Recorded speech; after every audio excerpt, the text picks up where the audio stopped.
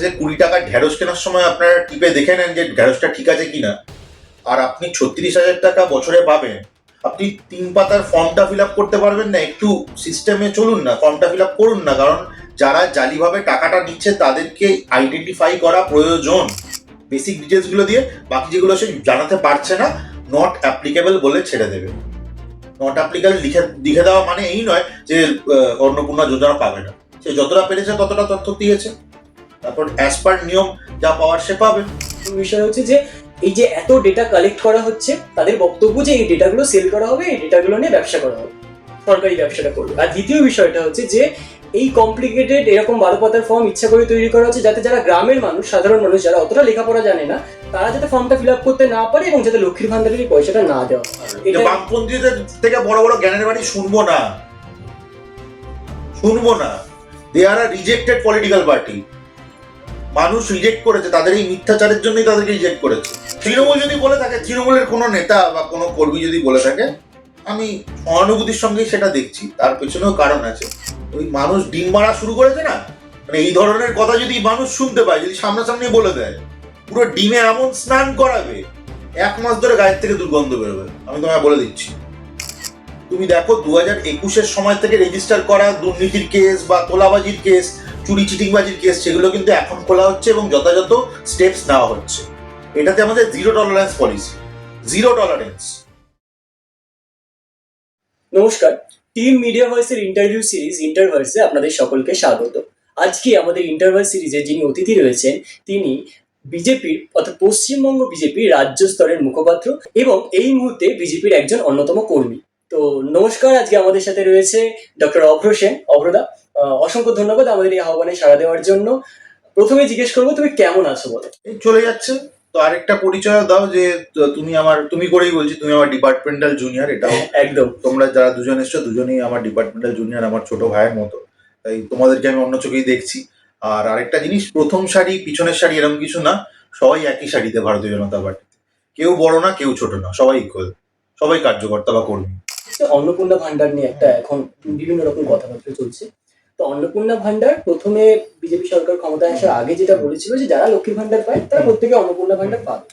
তো তারপরে দেখা গেল যে 33 লক্ষ সম্ভবত মানুষ তারা ফেক, তারা বাতিল হয়ে গেছে তাদের এটা। তো তারপরে একটা 12 পাতার ফর্ম বেরোলো, সেই ফর্মটা ফিল আপ করার পরে 3 মাসের সময় ধরো, 90 দিনে, তারপরে অন্নপূর্ণা ভান্ডার আবার চালু হবে বলা হয়েছে। তো এই ফর্মটা নিয়ে, এই যে 12 পাতার ফর্মটা নিয়ে নানান রকম কথা হচ্ছে যে এত প্রথমত আমি একটা কথা বলি, তুমি কি মনে করো 33 লক্ষ যে জালি লোকজন পেত তাদেরকে দেওয়া উচিত? না, একদমই নয়। কেন দেওয়া উচিত না? কারণ বিজেপি নাকি বলেছিল যারা পায় তাদেরকে দিতে হবে, দেবে। তার মানে কি সেই যুক্তিতে জালি লোকগুলো পাবে? মানে জালি লোক ছাত্রী দিয়ে তোমাকে বার করতেই হবে? এটা তো পাবলিক মানি, এটা তো কারুর বাবার টাকা না, ট্যাক্সের টাকা। হ্যাঁ, সাধারণ মানুষ তো বার করতে হবে, এটা যুক্তি ঠিক। ওই ছেলেরা পাবে লক্ষ্মীর ভান্ডার, মানে কার্তিক ভান্ডার গণেশ ভান্ডার হলে পেতো, ঠিক আছে, বাট লক্ষ্মীর ভান্ডার ছেলেরা পাবে, এটা হতে পারে না। এটা অবশ্যই যুক্তিযুক্ত যে যারা ফেক তারা অনুপ্রবেশকারীরাও পেতো। এটা দেখেছো তো নিউজে বিভিন্ন জায়গায়, বাংলাদেশি লোকজন এখানে এসে থাকছিল, তারাও লক্ষ্মীর ভান্ডার পেতো। এটা হতে পারে না, ওটা তো দেশের টাকা, ট্যাক্সের টাকা। ফিল আপ করতে হচ্ছে 3 পাতা, 6 পাতা টিক মার্ক মারতে হচ্ছে, খালি টিক মার্ক মেরে হয়ে যাচ্ছে। বাকি 3 পাতা যদি কেউ সিএ অ্যাপ্লাই করে থাকে, খালি তাদের জন্য। তার মানে তুমি বা আমি যারা সিএ অ্যাপ্লাই করিনি তাদের জন্য বাই ডিফল্ট 9 পাতার ফর্ম হয়ে যাচ্ছে, যার মধ্যে 6 পাতা আমাকে খালি টিক মার্ক মারতে হচ্ছে, অন্য কিছু লিখতে হচ্ছে না। মাত্র 3 পাতা সেই অর্থে কিন্তু ফিল আপ করতে হচ্ছে। তার মানে এবার মুখ্যমন্ত্রী 1-2 দিন আগে একটা কথা বলেছে যে 20 টাকার ঢেঁড়স কেনার সময় আপনারা টিপে দেখে নেন যে ঢেঁড়সটা ঠিক আছে কিনা। আর আপনি 36,000 টাকা বছরে পাবেন, আপনি 3 পাতার ফর্মটা ফিল আপ করতে পারবেন না? একটু সিস্টেমে চলুন না, ফর্মটা ফিল আপ করুন না। কারণ যারা জালিভাবে টাকাটা নিচ্ছে তাদেরকে আইডেন্টিফাই করা প্রয়োজন। এর সাথে তুমি মন্ত্রী অগ্নিমিত্রা পালের কথাটাও দেখে নাও, উনি অলরেডি ক্ল্যারিফাই করেছেন যে এতগুলো ধরো জায়গা রয়েছে যে এই জিনিসগুলো, এই তথ্যগুলো দিতে হবে। কারোর যদি না জানা থাকে, নট অ্যাপ্লিকেবল বলে ছেড়ে দেবে। বেসিক ডিটেলস গুলো দিয়ে বাকি যেগুলো সে জানাতে পারছে না, নট অ্যাপ্লিকেবল বলে ছেড়ে দেবে। নট অ্যাপ্লিকেবল লিখে দেওয়া মানে এই নয় যে অন্নপূর্ণা যোজনা পাবে না। সে যতটা পেরেছে ততটা তথ্য দিয়েছে, তারপর অ্যাজ পার নিয়ম যা পাওয়ার সে পাবে। কিন্তু একটা বেসিক গেট কিপিং তো থাকা দরকার। গেট কিপিং যদি না থাকে তাহলে 33 লক্ষ ভুয়ো লোকের কাছে যাবে, তাহলে ওই ছেলেরা লক্ষ্মীর ভান্ডারের মতো ওরমভাবে পাবে, এই ধরনের সিস্টেমগুলো চলবে। এটা তো বন্ধ হওয়া দরকার। যারা জেনুইন তাদেরই পাওয়া দরকার এবং তারা পাবে। কিন্তু এক্ষেত্রে বিরোধী রাজনৈতিক দলগুলোর বা বিরোধী যারা নেতা রয়েছে তাদের দুটো ন্যারেটিভ রয়েছে। সেই দুটো ন্যারেটিভ আমি তোমাকে বলছি। প্রথম বিষয় হচ্ছে যে এই যে এত ডেটা কালেক্ট করা হচ্ছে, তাদের বক্তব্য যে এই ডেটাগুলো সেল করা হবে, এই ডেটাগুলো নিয়ে ব্যবসা করা হবে, সরকারি ব্যবসাটা করবে। আর দ্বিতীয় বিষয়টা হচ্ছে যে এই কমপ্লিকেটেড এরকম 12 পাতার ফর্ম ইচ্ছা করে তৈরি করা হচ্ছে যাতে যারা গ্রামের মানুষ, সাধারণ মানুষ যারা অতটা লেখাপড়া জানে না, তারা যাতে ফর্মটা ফিল আপ করতে না পারে এবং যাতে লক্ষ্মীর ভান্ডারের এই পয়সাটা না দেওয়া হয়। এই দুটো বক্তব্য নিয়ে ফর্মের তুমি কি বলবে? কমপ্লিকেশনের ব্যাপারটা আমি উত্তরটা প্রথমেই দিয়ে দিলাম। কমপ্লিকেশনটা ওরা বানিয়ে বানিয়ে বলছে, সেই অর্থে কমপ্লিকেশন নেই, লোককে ভয় দেখাচ্ছে। হ্যাঁ, মানে ওরা সেটাতে যেটা বলছে যে মানুষ ভয় পাবে না, যাতে দিতে চাইছে না তাই জন্য মানুষ ভয় পাবে না। দিতে চাইছে না মানে মানে এটা বিরোধী দলনেতারা বলছে, হ্যাঁ। বিরোধী কোন রাজনীতি কোন তুমি নাম করেই বলো না, কে বলেছে? বিভিন্ন রকম ধরো কর্মীরা, কোন দল বলেছে? বামপন্থী কর্মীরা, তৃণমূলের কর্মীরা, তারা ওই বামপন্থীদের কথার উত্তর দেবো না। ওরা কি করেছে 34 বছর এখানে? কটা প্রকল্প দিতে পেরেছে? এখন বড় বড় ডায়লগ মারার বেলায় খালি আসছে। তাদের যেটা বক্তব্য সেটা নিয়ে তোমার আমি উত্তরটা জানতে চাই যে ওই এইটাই উত্তর আমার, যে বামপন্থীদের থেকে বড় বড় জ্ঞানের বাণী শুনবো না, শুনবো না। দে আর রিজেক্টেড পলিটিক্যাল পার্টি। মানুষ রিজেক্ট করেছে, তাদের এই মিথ্যাচারের জন্যই তাদেরকে রিজেক্ট করেছে। আর তোমার আরেকটা প্রশ্ন, যেটা এই ডেটা কালেক্ট করছে সরকার, এই ডেটা বেচে দেবে, এটা কোন দল বলেছে? তৃণমূল যদি বলে থাকে, তৃণমূলের কোনো নেতা বা কোনো কর্মী যদি বলে থাকে, আমি সহানুভূতির সঙ্গেই সেটা দেখছি। তার পেছনেও কারণ আছে, কারণ এরা তো পারলে পশ্চিমবঙ্গটাকে বেচে দিচ্ছিল। নয়তো এটা হতে পারে বাংলাদেশি অনুপ্রবেশকারী লক্ষ্মীর ভান্ডার পাচ্ছে, এটা কি বাংলাদেশের প্রকল্প?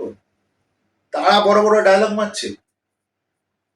ওই মানুষ ডিম মারা শুরু করেছে না, মানে এই ধরনের কথা যদি মানুষ শুনতে পায়, যদি সামনাসামনি বলে দেয়, পুরো ডিমে এমন স্নান করাবে, 1 মাস ধরে গায়ের থেকে দুর্গন্ধ বেরোবে, আমি তোমায় বলে দিচ্ছি। মানুষকে আর বিভ্রান্ত করা যাবে না এইসব ভুলভ্রান্তি কথা বলে। একটা প্রকল্প শুরু হয়েছে, একটা প্রকল্প একটা সিস্টেম্যাটিক ভাবে চলবে, সেই জায়গা থেকে, কারণ যুক্তিসঙ্গত কিছু বলার নেই, সেই কারণে এসব ভুলভাল কথাগুলো বিরোধীরা যদি বলে থাকে বলছে, মানুষই রিজেক্ট করবে।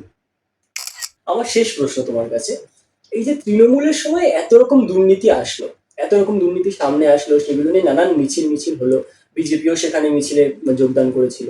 তো এই দুর্নীতিগুলো এই 5 বছরে যাতে না হয়, বা এই যে সরকারি কর্মচারী থেকে পুলিশ থেকে শুরু করে বিভিন্ন নেতা কর্মীরা নিচু স্তরে তারাও যে দুর্নীতির সাথে বড়ভাবে যুক্ত ছিল, সেই প্রশাসনটাকে দুর্নীতিমুক্ত করার জন্য বিজেপির কি পদক্ষেপ থাকবে যাতে পশ্চিমবঙ্গ ভারতীয় জনতা পার্টি যতদিন পশ্চিমবাংলায় ক্ষমতায় থাকবে কোনো দুর্নীতির প্রশ্নই উঠছে না। আর যারা দুর্নীতি করবে তারা জেলে যাবে, পরিষ্কার কথা। তুমি দেখো 2021-এর সময় থেকে রেজিস্টার করা দুর্নীতির কেস বা তোলাবাজির কেস, চুরি চিটিংবাজির কেস, সেগুলো কিন্তু এখন খোলা হচ্ছে এবং যথাযথ স্টেপস নেওয়া হচ্ছে। এটাতে আমাদের zero tolerance policy, zero tolerance.